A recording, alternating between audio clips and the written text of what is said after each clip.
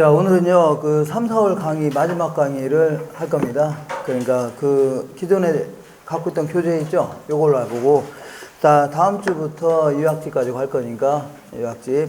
다음 주부터 요걸로 할 겁니다. 제가 만들어 온 거. 자, 오늘은요, 기본 교재 있죠? 요걸 가지고 할 건데, 맨 마지막 파트가 이제 감정평가 3방식을 할 겁니다. 자, 474페이지 볼게요. 474페이지. 잠깐만요. 이거.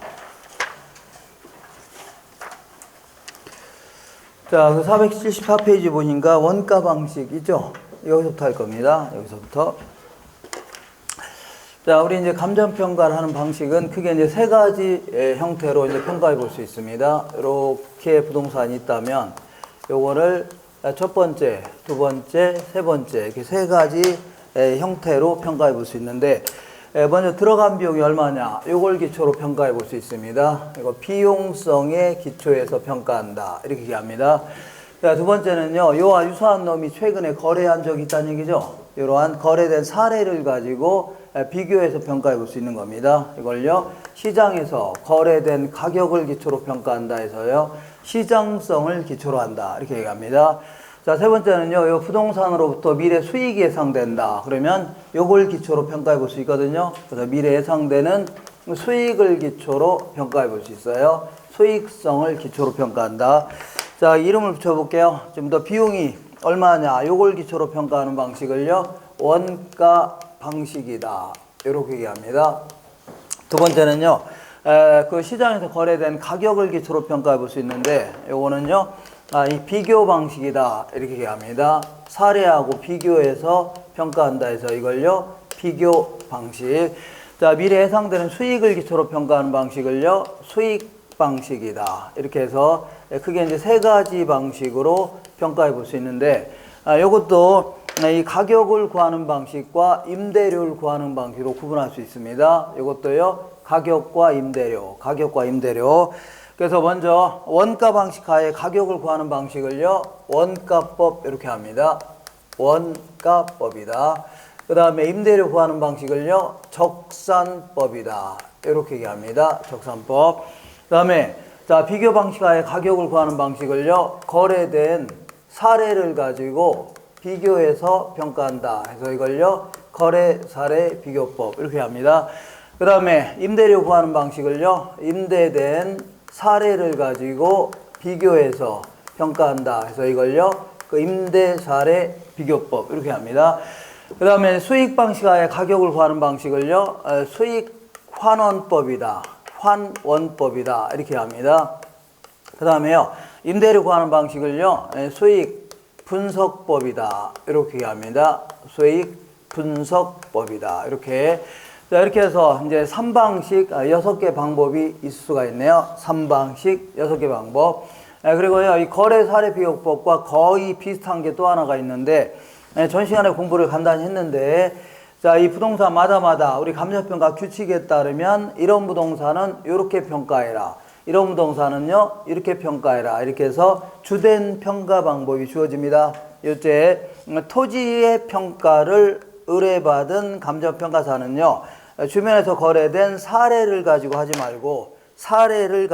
말고 정부에서 조세라든가 보상금 이런 거 책정하려고 주변에 마다마다 표준지를 정해서 평가하는 게 있습니다.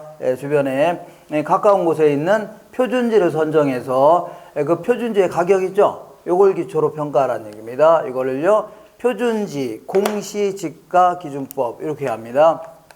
전 시간에 간단히 했는데 공시지가 기준법이다, 이렇게 얘기합니다. 그래서 혹자는요, 이렇게 3방식 6방법 이렇게도 얘기하고, 얘랑 얘는 약간 좀 차이점이 있으니까 3방식 7방법 이런 표현도 합니다.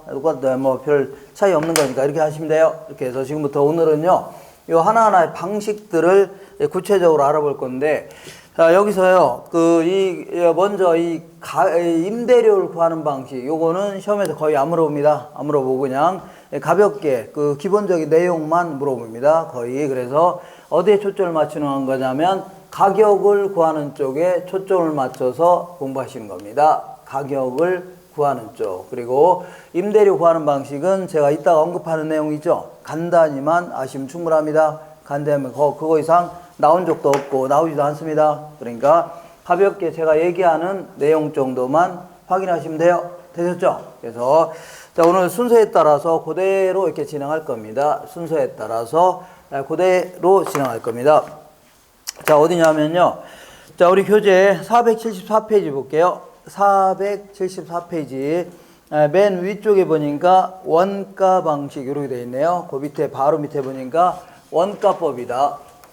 자, 원가법, 이렇게, 이제 이거는요, 원가 방식에 의해서 가격을 구하는 방식인데, 자, 요거는요, 들어간 비용이 얼마냐, 이걸 기초로 평가하는 겁니다. 그래서 그 474페이지 위에서 한 7번째 줄에 원가법의 의의라고 돼 있어, 안 돼 있어요? 요거 계속 읽어보셔야 됩니다. 왜냐하면 요거는, 요 의의라고 써 있는 거는 감정평가 규칙에서 언급하는 정의이기 때문에 토시 하나 안 틀리게 이렇게 물어봅니다. 계속. 그러니까 한번 읽어볼게요. 원가법이라 하면 대상 물건의 최조달 원가에서 감가 수정을 하여 대상 물건의 가액을 산정하는 방법이 있죠. 요거를요, 원가법 이렇게 합니다. 자, 다시 할게요. 이렇게 순서에 따라 그대로 진행할 겁니다. 이렇게 지저분하니까 딱 지우고. 자, 그러면 원가법은요, 들어간 비용이 얼마냐, 요걸 기초로 평가하는 거니까, 이 건물 같은 경우, 토지 빼고 건물 같은 경우에는 들어간 비용이 있어, 없어요? 요걸 기초로 평가해 볼 수 있는 겁니다. 그리고 자동차 같은 거, 그랜저 승용차, 요거 만드는 데 들어간 비용이 있어, 없어요? 있죠? 요걸 기초로 평가해 볼 수 있는데, 우리 토지를 만드는 데 들어간 비용이 있나요? 토지를 어떻게 만듭니까? 신이 있다면 신이 공짜로 준 거 아닙니까? 그러니까 들어간 비용 자체가 없는 겁니다. 그러니까 원칙적으로는 토지 같은 거는 평가하면 돼요, 안 돼요? 안 되는 겁니다. 들어간 비용이 있는 물건들 있죠? 여기에 대해서 평가하는 건데, 이렇게 볼게요. 자, 지은 지 5년 된 건물이 있다고 치자. 지은 지 5년 된 건물이 있는데, 애초에 이렇게 토지 빼고 건물만 얘기하는 겁니다. 건물을 지을 때 1억이 들어갔답니다. 건설업자 이윤 다 포함시켜서 1억이 들어갔답니다. 그러면 5년이 지났는데 1년, 2년, 3년, 4년, 5년 들어간 비용이 얼마예요? 들어간 비용이 1억 들어갔죠. 그러니까 1억이다. 이렇게 평가하는 거를요, 원가법 이렇게 하는 겁니다. 근데 이렇게 평가하면 문제가 생기는 게, 자, 이 그 건물이라는 것은 언젠가는 철거해서 없어져, 안 없어져요? 없어지니까 매기 가치가 줄어들더니 언젠가는 없어지는 거죠. 그러니까 이렇게 평가하면 돼야 한대요? 안 됩니다. 그러니까 얘는 한 20년 지나면 철거해야 된다고 치자.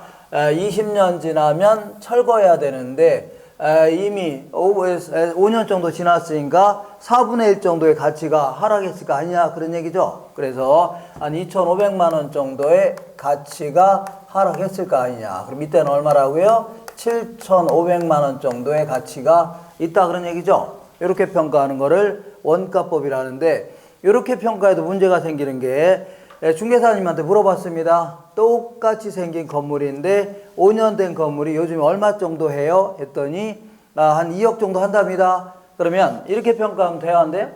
7,500밖에 안 되죠. 왜 이렇게 돼? 왜 잘못됐냐면, 건물도 실물 자산이죠. 건물도 화폐가 아니라 물건 아닙니까? 물건의 가격도 올라갈 수 있어, 없어요? 물건의 가격도 물가가 올라갈 수 있어, 없어요?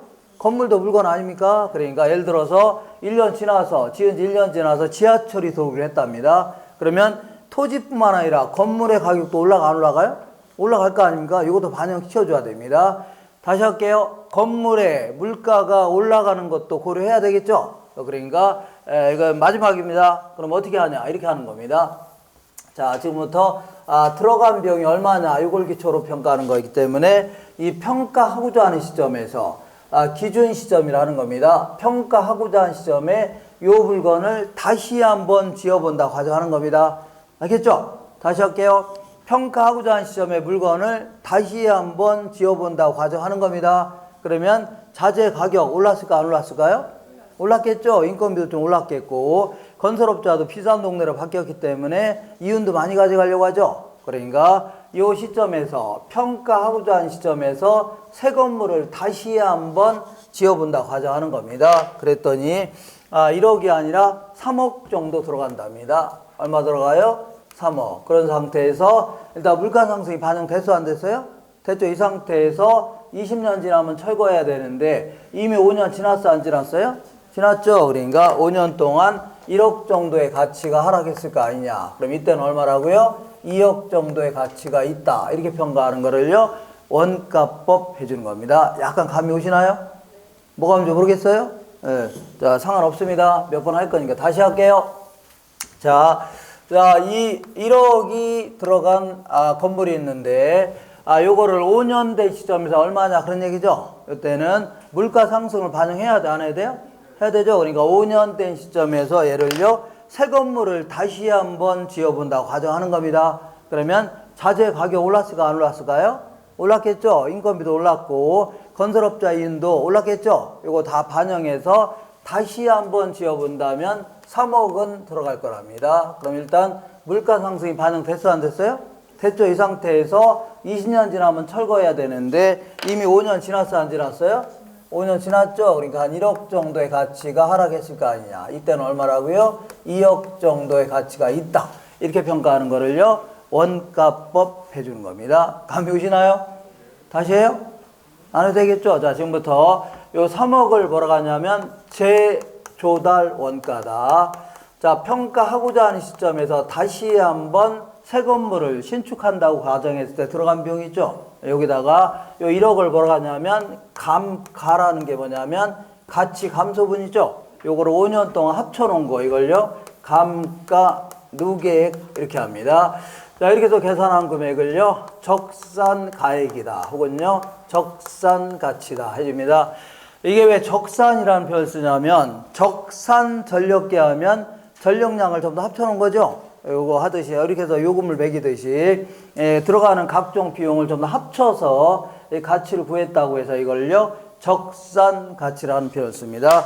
자, 그래서 공부할 내용은 딱 정해져 있네요. 이 재조달 원가에 대해서 조금 자세히 알아보고 여기서 이걸 빼내는 거를요 감가 수정한다 이렇게 얘기합니다.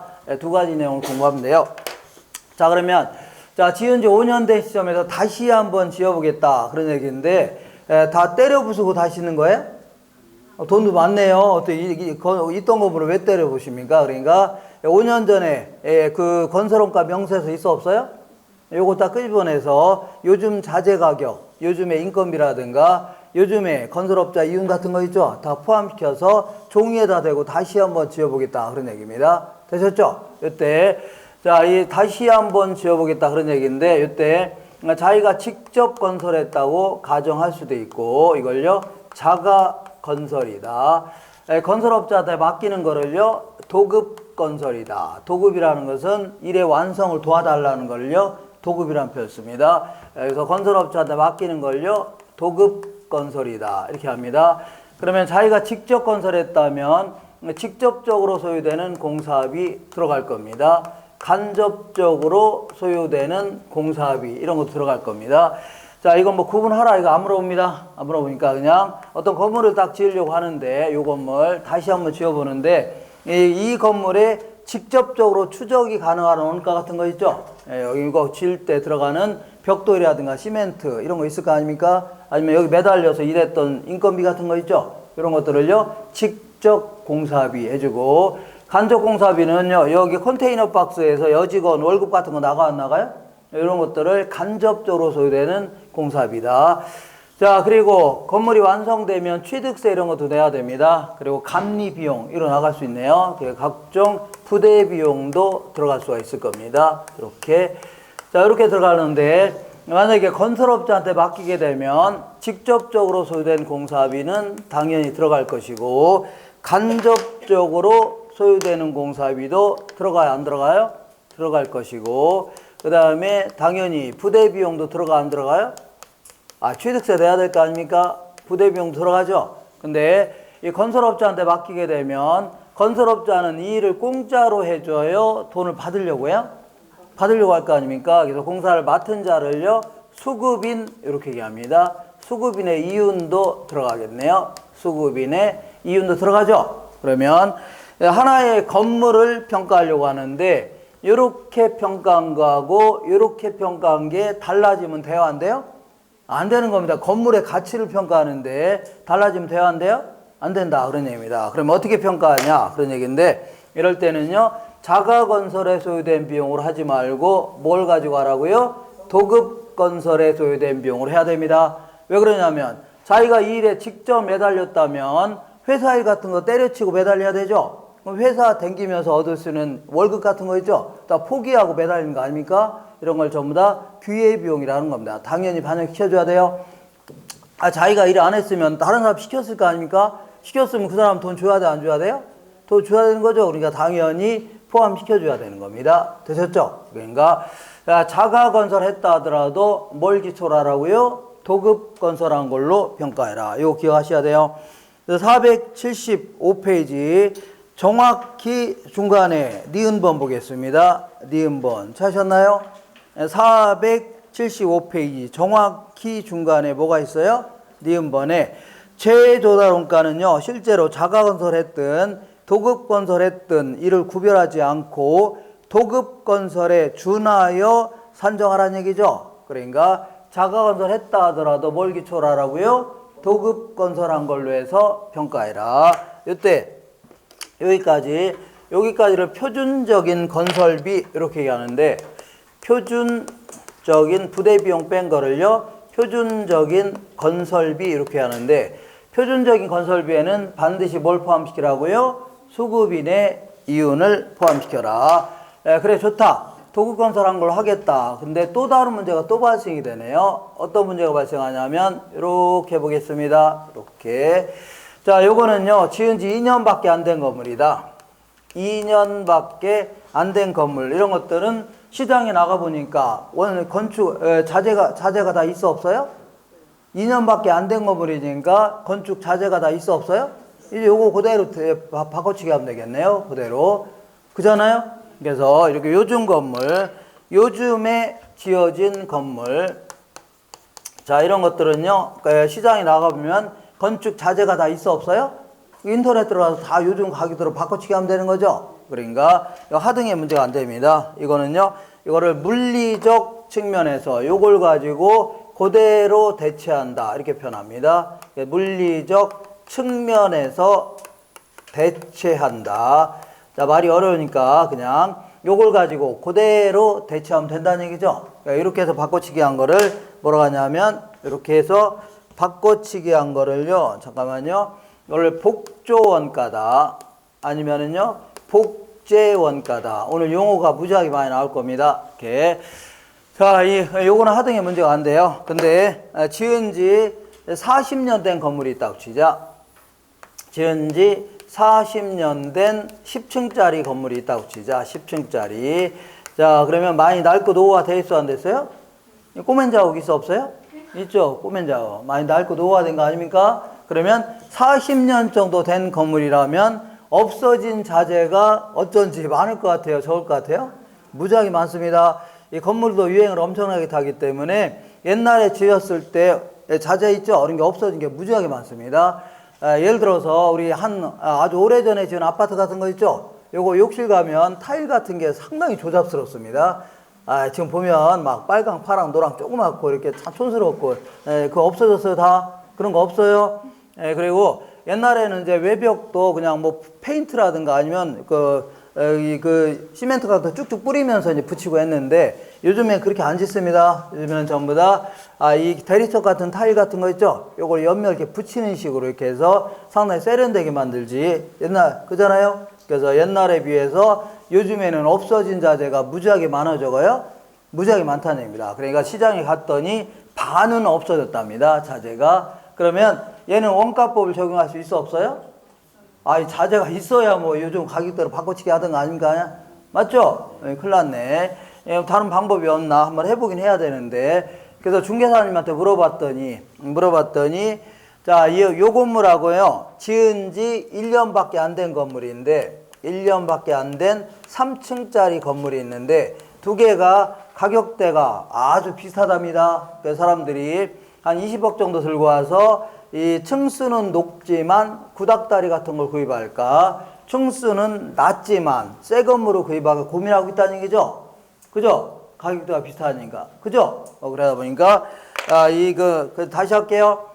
그러니까 한 20억 정도 들고 와서 층수는 높지만 구닥다리 같은 걸 구입할까? 층수는 낮지만 새 건물을 구입하고 고민하고 있다는 얘기죠. 그 얘기는 얘나 만족감은 차이가 없다는 얘기입니다. 효용이 비슷하다는 얘기죠. 그럼 어쩔 수 없이 얘를 가지고 대체를 못할 바에는 얘가 곧 얘다. 얘가 곧 얘라고 간주해서 얘를 다시 한번 지는데 들어간 비용 있죠. 요거를 요 건물의 제도랑과라 간주할 수밖에 없는 겁니다. 이렇게밖에 할 수 없죠. 어떻게 합니까? 그죠? 그래서 아주 오래된 건물, 자, 아주 오래된 건물 같은 경우는 어쩔 수 없이 효용이 비슷한 놈을 찾아내서 그걸 가지고 대체할 수밖에 없다는 얘기죠. 그래서 이거를요, 효용적 측면에서의 대체다. 이렇게 얘기합니다. 효용적 측면에서, 그러니까 효용이 비슷한 놈을 찾아내서 이걸 대체한다. 이렇게 표현합니다. 자, 이렇게 해서 바꿔치기 한 거를요, 이거를 복제원가, 죄송합니다. 대체원가다. 그리고 우리 교재에는요, 이런 표현은 없는데, 다른 책은 다 있습니다. 이걸요, 대치원가다. 똑같은 겁니다. 대체원가. 그리고 뭐라고요? 대치원가. 이렇게 얘기합니다. 그래서 우리 교재는 어디 있냐면, 한 장 넘겨보시면, 자, 넘겨보시면, 이 476페이지 맨 위에 보니까, 자, 이 복제원가와 오른쪽에 대체원가 있죠? 그걸 얘기하는데, 여기서 이제 주의할 게 좀 하나 있습니다. 뭘 주의하냐면, 자, 요 대체원가로 제조랑가를 산정할 때는요, 무슨 얘기인지 모르겠지만, 잠시 할 겁니다. 기능적 감가라는 거를 하면 돼요, 안 돼요? 안 됩니다. 기능적 감가를 하면 돼요, 안 돼요? 안 됩니다. 조금 있다가 다시 한번 할 건데, 이 구닥다리 같은 40년 된 건물을 최근에 지어진 새 건물로 간주한 거죠. 얘가 곧 얘라고 간주한 거 아닙니까? 구닥다리 같은 40년 된 건물을 최근에 지어진 새 건물로 간주한 거 아닙니까? 얘가 곧 얘라고 간주했는데, 이거를 이따가 하면 조금 이따 형식이 구식화되거나 이런 거면요, 기능적 감가를 해야 되는데, 이걸 하게 되면요, 이중 감가가 됩니다. 두 번 감가고리 되는 겁니다. 그러니까 기능적 감가를 하면 돼요, 안 돼요? 안 된다. 이렇게 하시면 돼요. 되셨죠? 다시 한번 정리할게요. 자, 지은 지 5년 된 건물을, 자, 이 시점에서 다시 한번 지어본다면 얼마가 들 것인가? 이걸 뭐라고요? 제조다원가에서 이미 5년 지났어요, 안 지났어요? 5년 동안의 감가액을 빼주겠다는 얘기죠. 이렇게 해서 평가하는 건데, 요때, 자, 요 3억을 뭐라 한다고요? 제도라원가라고 하는데, 요거를 자가건설했다 하더라도 뭘 기초로 하라고요? 도급건설로 한 걸로 해서 평가해라. 그리고 요즘 건물 같은 경우는 요거 가지고 그대로 대체하면 되는 겁니다. 그렇지만 아주 오래된 건물 같은 경우는 얘와 효용이 비슷한 놈을 찾아내서 바꿔치기 하라는 얘기죠. 그 얘기입니다. 자, 그러면 문제를 통해서 확인해 볼게요. 자, 문제를 통해서 475페이지 맨 아래 볼게요. 맨 아래 기출문제 있어 없어요? 있죠. 1번 볼게요. 최조달 원가는요, 기준 시점 현재 건축물을 신축하는 데 소요되는 투하 비용이다. 자, 이 신축하는 시점이 아니라 기준 시점 현재 다시 한번 지어볼 때 들어간 비용 있죠? 요걸 얘기하는 겁니다. 2번 볼게요. 자가 건설의 경우에 최조달 원가는요, 도급 건설한 경우에 준하여 처리한다. 세 번째 볼게요. 최조달 원가를 구성하는 표준적인 건설비에는 뭘 포함시키라고요? 수급인의 이윤도 반드시 포함시켜라. 그 얘기입니다. 한 장 넘겨볼게요. 넘겨보시면, 자, 476페이지 아래에서 한 7번째 줄에 기출문제 보겠습니다. 대체 원가를 이용하여 최조달 원가를 산정할 경우에는 무슨 얘기인지 모르겠지만 기능적 감가를 하면 돼야 안 돼요? 안 된다. 자, 그 밑에 볼게요. 대체 원가는 동일한 효용을 가진 건축물을 신축하는 데 소요된 비용이다. 동일한 효용을 갖는 만족감이 비슷한 거 있죠? 이걸 찾아내서 대체하겠다 그런 얘기입니다. 되셨죠? 그렇게 해서 여기까지 정리하시고, 그래 좋다. 뭐 이렇게 어떤 형태로든 최조단가를 이렇게 구했던 구했다고 치자. 자, 구했다고 치자. 자, 그러면 여기 지울게요. 자, 구했으면 이제 얘는요 한 20년 지나면 철거해야 되는데 이미 5년 지났어요, 안 지났어요? 5년 동안에 감가액을 빼주는 거를 뭐라고요? 감가 수정한다 줍니다. 되셨죠? 감가 뭘 한다고요? 수정한다. 지저분하니까 좀 지울게요. 이렇게. 자, 지금부터 이제 감가 수정하는 내용을 알아보겠습니다. 감가 수정. 우리 교재는 어디에 있냐면 잠깐만요. 거기에 자 479페이지에 있네요. 다른 거 하지 마세요. 다른 거 안 나옵니다. 안 나오고 479페이지 위쪽에 보면 감가 수정 있어 없어요? 있죠. 여기에 요것도 정의를 감정평가 규칙에 따른 정의를 항상 읽어보셔야 됩니다. 그 의 동그라미 1번 위에서 한 10번째 줄에 의 있어 없어요? 있죠. 감가 수정이란 대상 물건에 대한 최도달 원가를 감액하여야 할 요인이 있는 경우에 물리적, 기능적, 경제적 감가 등을 고려하여 그에 해당하는 금액을 최도달 원가에서 공제하여 가치를 구하겠다는 얘기죠. 이렇게 하는 걸요. 감가 수정한다 해줍니다.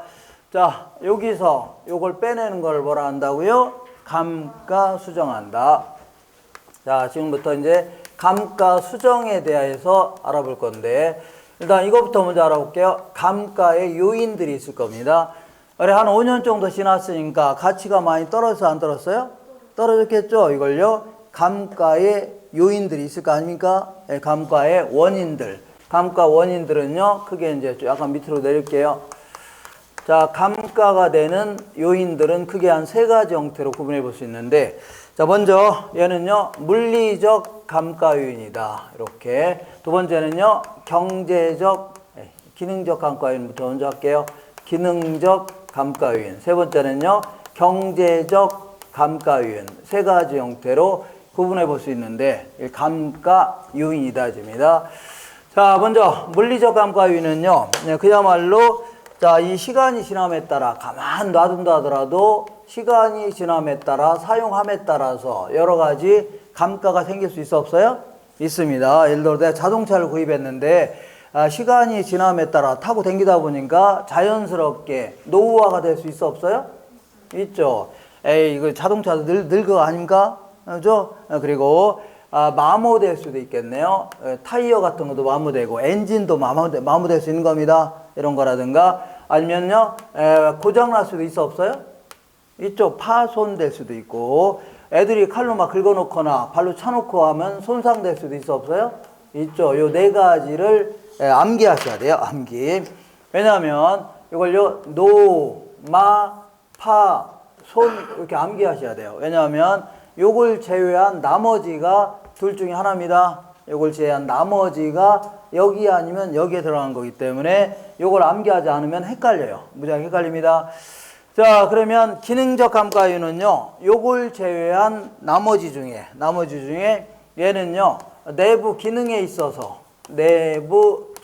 있어서의 감가 요인을 얘기하는 거고 얘는요. 외부 환경과의 관계에서 감가 요인을 얘기하는 겁니다. 그러니까 얘를 제외한 나머지는요. 이렇게 구분할 수 있습니다. 얘만 암기하시면 나머지는 구분할 수 있어요. 자, 예를 들어서 뭐 설계 자체가 뭐 처음부터 불량하다든가 아니면은요. 자, 뭐냐면 설비가 뭐 부족하다. 설비가 엘리베이터라든가 주차장 같은 게 부족하다든가 아니면은요. 이거 형식이 뭐 구식화돼 있다든가. 자, 구식화. 핸드폰 같은 경우에 아주 오래전에 무전기같이 생긴 것도 쓸 수는 있겠죠. 네, 구식화돼 있다든가 이런 것들 다 기능적 감가다. 그 다음에 경제적 감가는요. 느낌으로 하시면 돼요. 느낌으로. 경제적 감가는요. 주변 환경과 부적합하다. 예컨대 자, 공장 한복판에 아파트가 있으면 가치가 올라가요? 떨어져요? 떨어지겠죠. 이런 거라든가 주변 환경과 관계에서 시장성이요. 감퇴됐다든가 시장성이 감퇴됐다. 예컨대 요 주유소가 있었는데 원래 도로가 이렇게 나는 바람에 장사가 잘 돼 있었는데 어느 날 이쪽으로 큰 도로가 생겨서 안 되겠어요? 그럼 이쪽으로 다 다닐 거 아닙니까? 그러면 얘네들은 곧장 문 닫아야 됩니다. 이런 식으로 해서 자, 이 유동인구가 감소하다는 얘기죠. 시장성이 감퇴했다든가 아니면은요, 뭐 하나 정도 더 한다면 인근 지역이 쇠퇴했다. 인근 지역이 쇠퇴기에 접어들었다. 내 건물은 새 건데 주변 환경이, 주변 지역이 워낙이 뭐 달동네 같은 게 바뀌었다는 얘기죠. 그럼 내 건물도 자연스럽게 가치가 떨어집니다. 이런 것들을요, 이게 구분할 수 있습니다. 그러니까 얘만 구분한다면, 얘만 정리한다면 나머지는요, 내부 기능에 있어서의 감가요인. 얘는요, 외부 환경과의 감가요인. 구분할 수 있어 없어요? 이쪽 할 수 있습니다. 할 수 있어요. 자, 이렇게 해서 요 구분하는 거 간혹 물어보니까 예, 정리하시고 지워도 되죠? 좀 이렇게 지우고. 자, 요거는 좀 암기를 좀 하셔야 됩니다. 노마 뭐라고요? 파손. 자, 이번에는 감가 수정하는 방법에 대해서 알아보겠습니다. 감가 수정 방법. 자, 우리 교재는 어디 있냐면 거기에 지금 479페이지에 맨 아래에서 10번째 줄에 보니까 기억번에 물리적 감가 있고 그 밑으로 뭐가 있어요? 기능적 감가. 그 밑으로요, 경제적 감가. 그 밑에 기출문제 보겠습니다.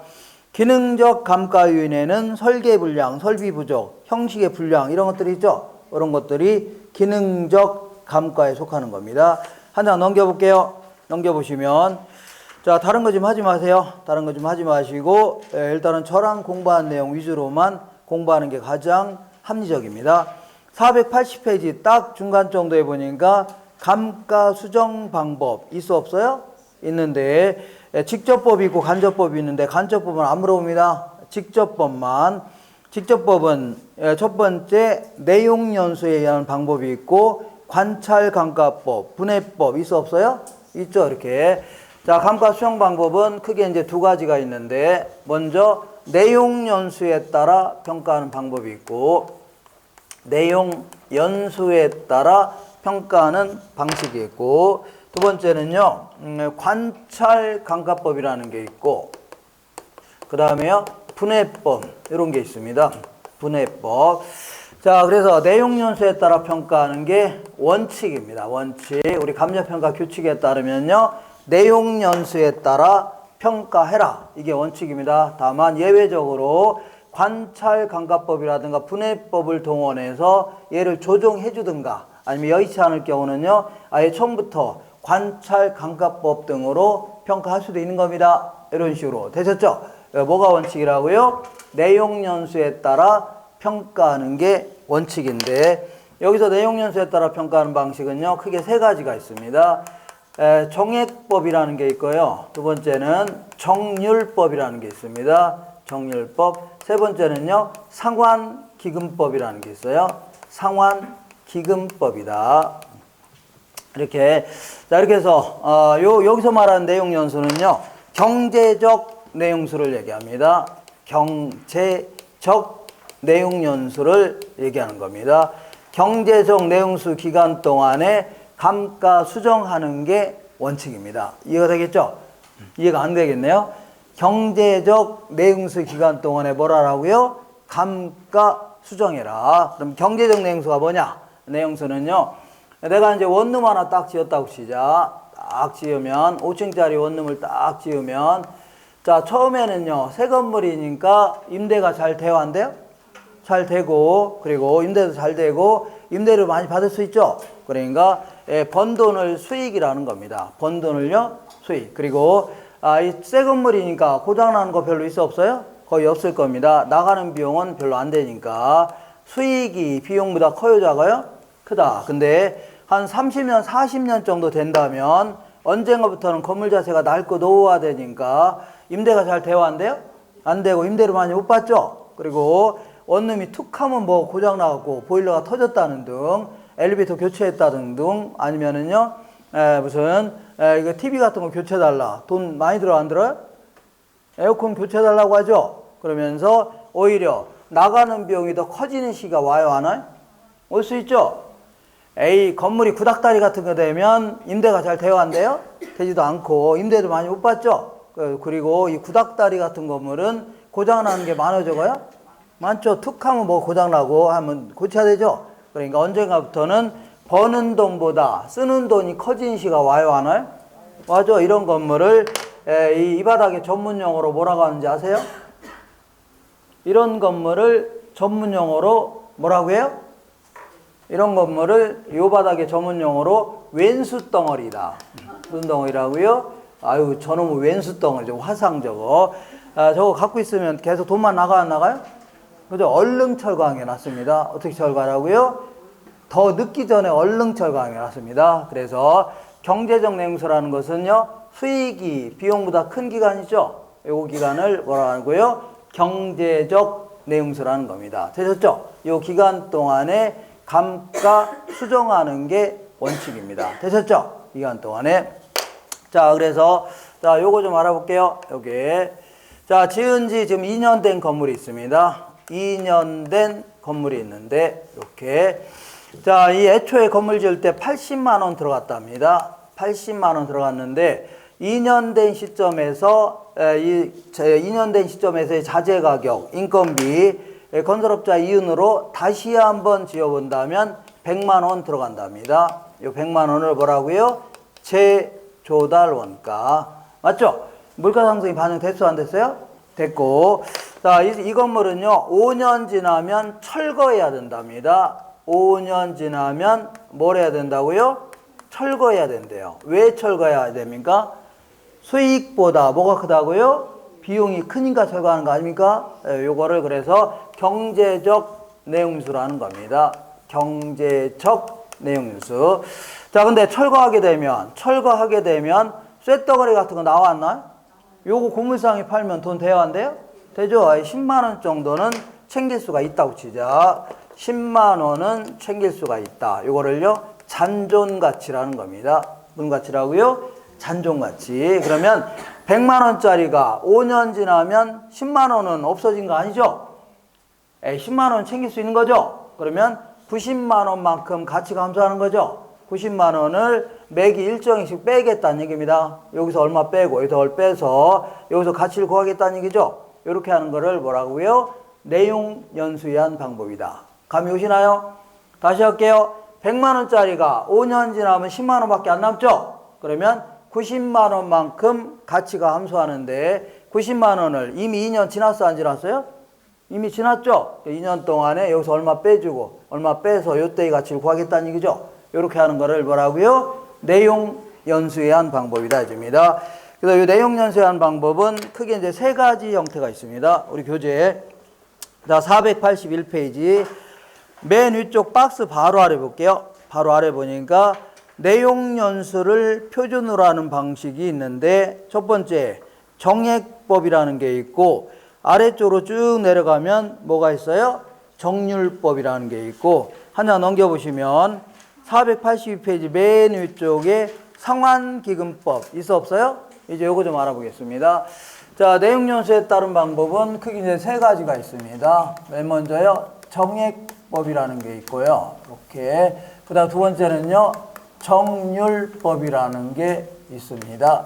정률법. 세 번째는요, 상환기금법이다. 상환기금법이다. 이렇게 세 가지 형태가 있습니다.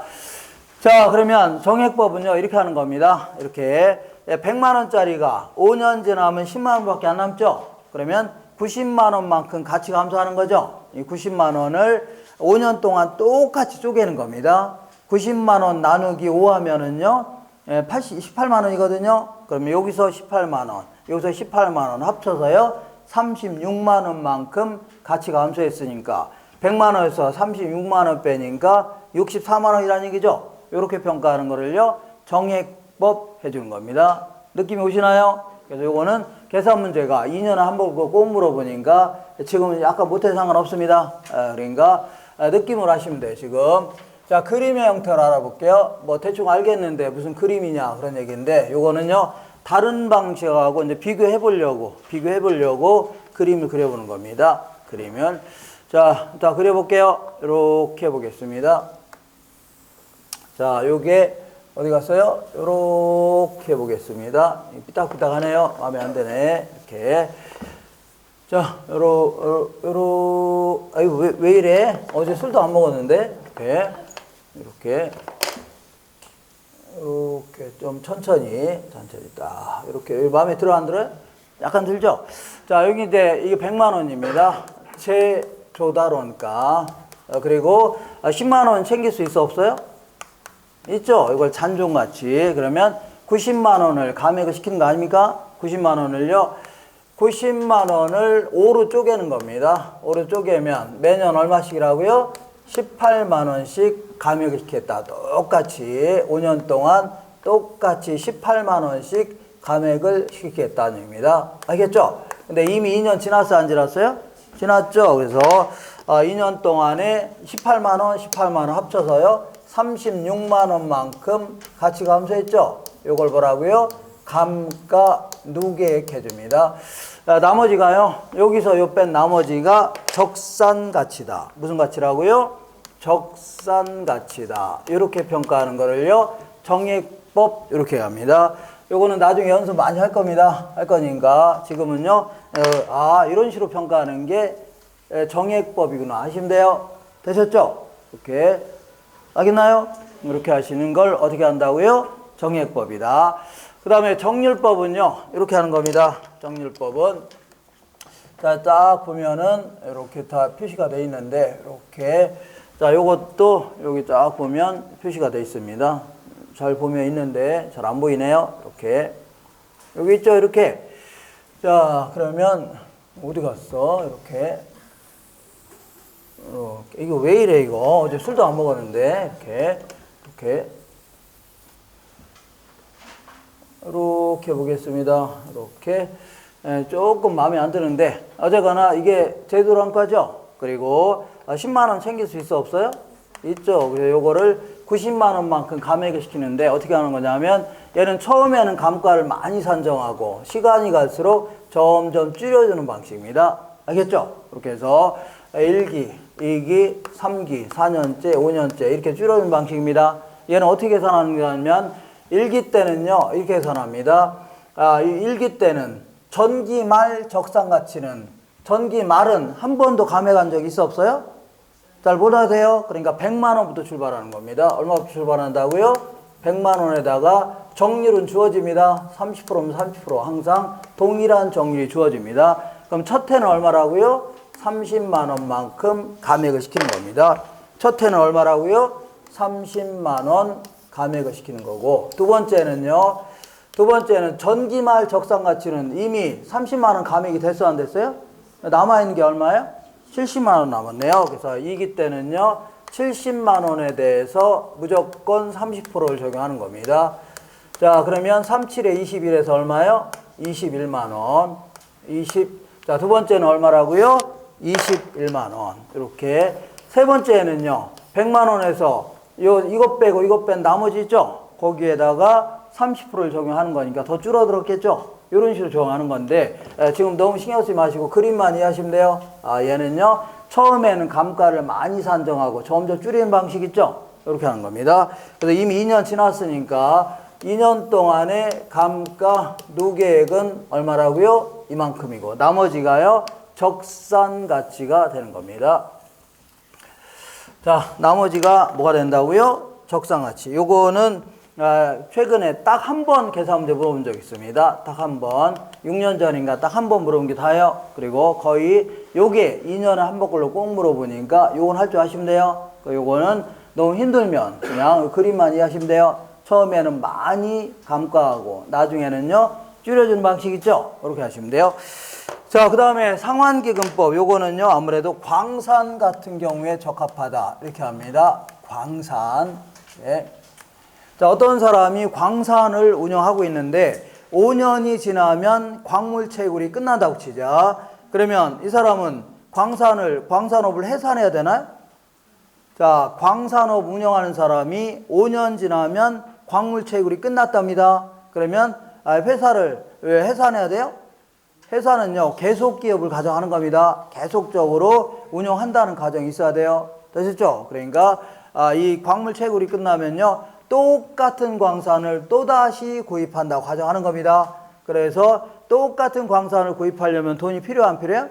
필요하죠. 그래서 매기 적금을 불입한다고 가정하는 겁니다. 그러면 적금을 불입하면 많이 불입하면 할수록 이자도 더 붙어 안 붙어요? 붙을 거 아닙니까? 그러니까 처음에는 이자가 적게 붙다가 나중에 많이 붙을 거 아닙니까? 그래서 그만큼씩 해서 광물 채굴이 끝나면 똑같은 곡물을 또다시 구입하자, 그런 논리입니다. 그래서 매기 적금 불입액에다가 그만큼 상응하는 이자 있죠? 더해가면서 그만큼씩 감액이 된다고 가정해서 똑같은 광산을 또 구입하자는 얘기입니다. 어렵게 이게 내용은 어려운데 여기는 뭐 이자 같은 거 나오면 이겁니다. 되셨죠? 이거 나오면 돼요. 자, 그래서 너무 집착하지 마시고 그냥 이자 같은 거 나오면 다 뭐라고 한다고요? 상환기금법이다. 이렇게 충분합니다. 되셨죠? 이자 나오면 뭐라고요?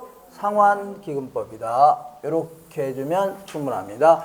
자, 이 100만 원인데 10만 원 챙길 수 있죠? 잔존가치. 그래서 얘는요, 처음에는 감가액을 적게 하고 점점 늘려주는 방식입니다. 늘려주는. 그래서 1기, 2기, 3기, 4기, 5기 이런 식으로 이자가 더 붙어 나갈 거 아닙니까? 이렇게 해서 이미 2년 지났어, 안 지났어요? 지났죠? 그러니까 2년 말 현재 감가 누계액은 이만큼이 되겠네요. 이만큼이요. 감가 누계액이다. 나머지가 이제 적산 가치가 되는 겁니다. 적산 가치. 자, 이렇게 해서 요 그림이 머릿속에 들어와야 됩니다. 그림이 들어와야 되는데, 맨 먼저 요걸 먼저 기억하세요.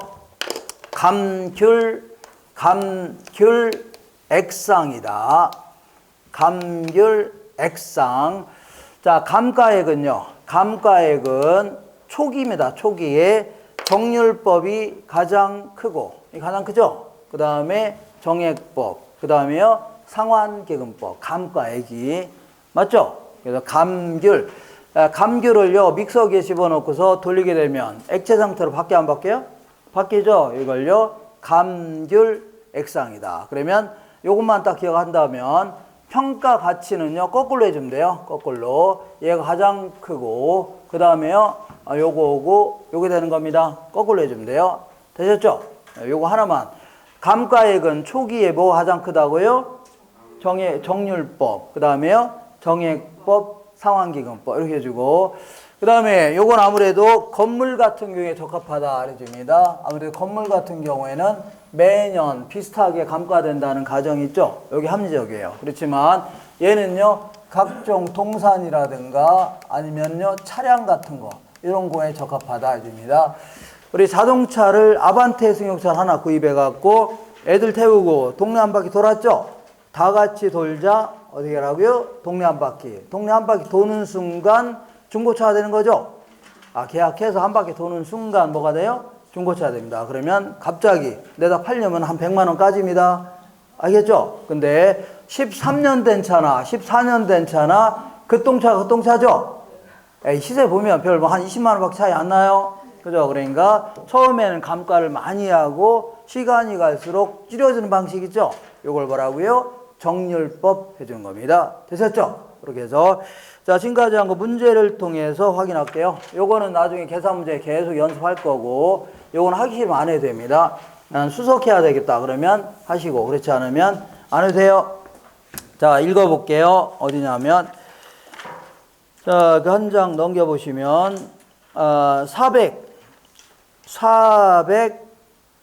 80페이지 480페이지 맨 아래 볼게요. 다른 거 하지 마세요.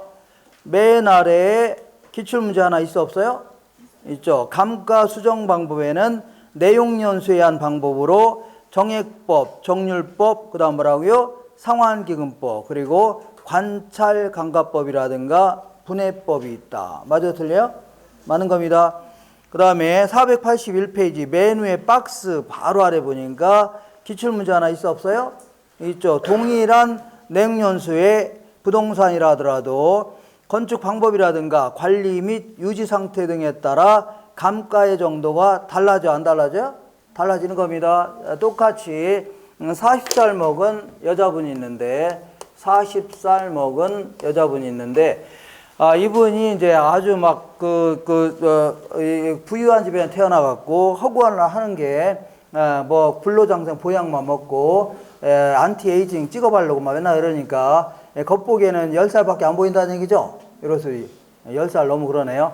20살밖에 안 보일 수 있죠. 이렇게 이럴 수도 있지만 어떤 여자분은 나이가 40살인데 하도 고생스럽게 살아서 이 그 겨울철에도 이 길거리 나가서 무슨 노점상 같은 거 하고 하다 보니까 힘들게 살았어 안 살았어요? 하니까 이 관리를 제대로 안 돼 갖고 나이는 40살인데 실질적으로는요 한 60살처럼 보이는 거 아닙니까? 그러니까 관리를 이렇게 어떻게 하느냐에 따라서 감가의 정도가 달라져 안 달라져? 달라지는 겁니다. 자, 그다음 한 장 넘겨볼게요. 넘겨보시면 자 거기 483페이지 맨 위에 볼게요. 맨 위에 기출문제 찾으셨나요? 감가 수정 방법에는 내용연수법, 관찰감가법, 분해법 등이 있다. 맞고 2번 볼게요. 내용연수법으로는요 정액법, 정률법 또 뭐가 있어요? 상환기금법이 있다. 내용연수법. 자, 세 번째 볼게요. 정액법에 의한 연간 감가액은 일정하지만 정률법에 의한 연간 감가액은 체감한다. 정액법은 매년 똑같아 안 똑같아요? 똑같아요. 얘는요 점점점 줄어드는 거를요 체감한다 이겁니다. 체감한다. 3번 볼게요. 3번 했고 4번 볼게요. 정률법에서는 매년의 감가액이 첫 해가 가장 크고 해가 갈수록 줄어든다는 얘기죠. 줄어든다. 자, 5번 볼게요. 정률법은 매년 일정한 감가율을 곱하여 감가액을 구하는 방법으로 매년 감가액은 점점 줄어든다고 했죠. 점점 줄어든다. 그 다음에 상환기금법 나오면 자세히 하려고 하지 마시고 이자 같은 거 나오면 상환기금법입니다. 뭐가 나오면요? 이자가 나오면 상환기금법은 건물의 내용연수가 만료될 때 감가 누계액 상당액과 그에 대한 복리계산의 이자 상당액분을 포함하여 이자 나왔어 안 나왔어요? 나왔죠. 그러면 이거는 상환기금법 맞습니다. 알겠죠? 내용은 정확히 모른다 하더라도 이자 나오면 무슨 방법이라고요? 상환기금법이라는 겁니다. 되셨죠? 이렇게 해서 너무 어렵게 공부하지 마시고 그림 이해하시고 그 다음에 감귤, 액상 이런 거 좀 정리하시고 하시면 돼요. 되셨죠? 그러면 요거 좀 지우겠습니다. 되죠? 이렇게.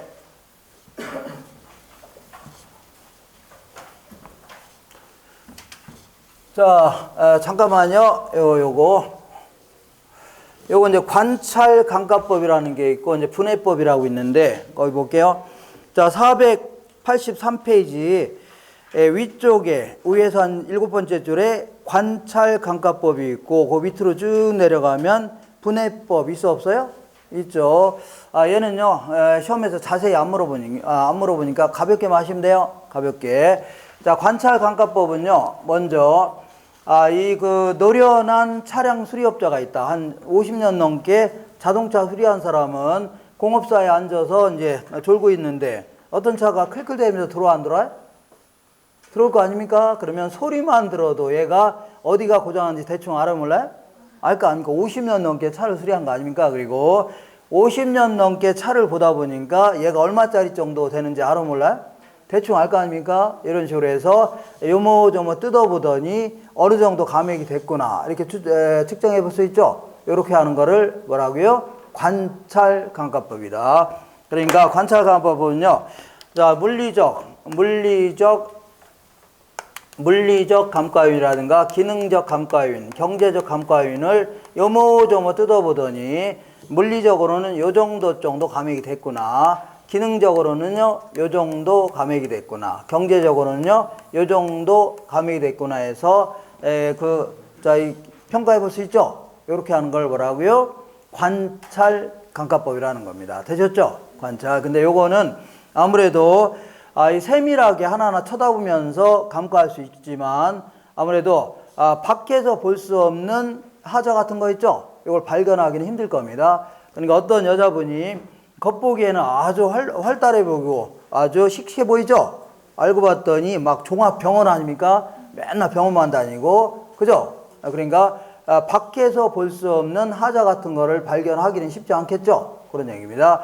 그리고요 요거를 보다 업그레이드 시킨 방식을요 분해법이라는 겁니다. 그래서 물리적 감가라 하더라도 이거를요, 치유가 가능한 감가가 있고 치유할 수 없는, 가볍게 하시면 돼요. 치유할 수 없는 감가가 있습니다. 예를 들어서 건물 자체가 노후화가 돼 있다. 이런 것들은 치유할 수 있어 없어요? 고칠 수 없는 거죠. 그러니까 아예 처음부터 이만큼을 감액시키는 거고, 그 다음에 태풍에 의해서 파손됐다. 이거는 고칠 수도 있어 없어요? 있죠. 근데 고칠 수 있음에도 불구하고 안 고쳤다 그러면 이만큼 감액을 시키는 겁니다. 이렇게. 그 다음에 기능적 감가도 치유할 수 있는 감가가 있고 치유할 수 없는 감가가 있습니다. 예를 들어서 설계 자체가 불량이다. 처음부터. 이거는 부수고 다시 해야 되죠. 처음부터 웬만큼 요만큼 감액을 시키는 겁니다. 그리고 치유할 수 있는 감가는 주차장을 못 갖췄다. 그러면 갖출 수도 있는 거죠.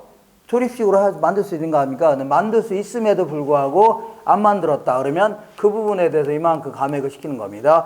그 다음에 경제적 감가는요, 치유할 수 없는 감가만 있습니다. 왜 그러냐면 주변에 쓰레기 매립장이 있다. 그러면 이걸 어떻게 없앱니까? 자기가 움직이기 전에는 못 움직이는 거죠. 그러니까 아예 처음부터 이만큼 감액을 시키는 겁니다. 이렇게 해서 전부 합쳐주겠다는 얘기죠. 이렇게 하는 걸요, 분해법이다. 그러니까 얘보다는 훨씬 더 업그레이드 시킨 방식이죠. 그래서 이런 거는 얘가 이제 주된 방법이고, 요걸 가지고 조정해 주든가 아니면 여의치 않을 경우는 이 방법을 적용할 수도 있는 겁니다. 되셨죠? 그래서 이제 자세히 안 물어보니까, 자, 이 483페이지 딱 중간에 볼게요. 딱 중간에 관찰 감가법은 있어 없어요? 있죠. 자, 감정평가사가 직접 관찰하여 감가액을 판정하므로 상당히 주관적이다. 맞죠? 그래서 이거 노련한 평가사 같은 경우는 적당히 잘 측정할 수 있지만 초짜가 이런 거 하면 대화인데요? 안 되겠죠? 이렇게 해서 요 정도 하시고, 자, 한 장 넘기면 485페이지 보니까 요거 적산법 있어 없어요? 요건 잠깐 쉬었다 하는 게 낫겠네요. 잠깐 쉬었다 하겠습니다.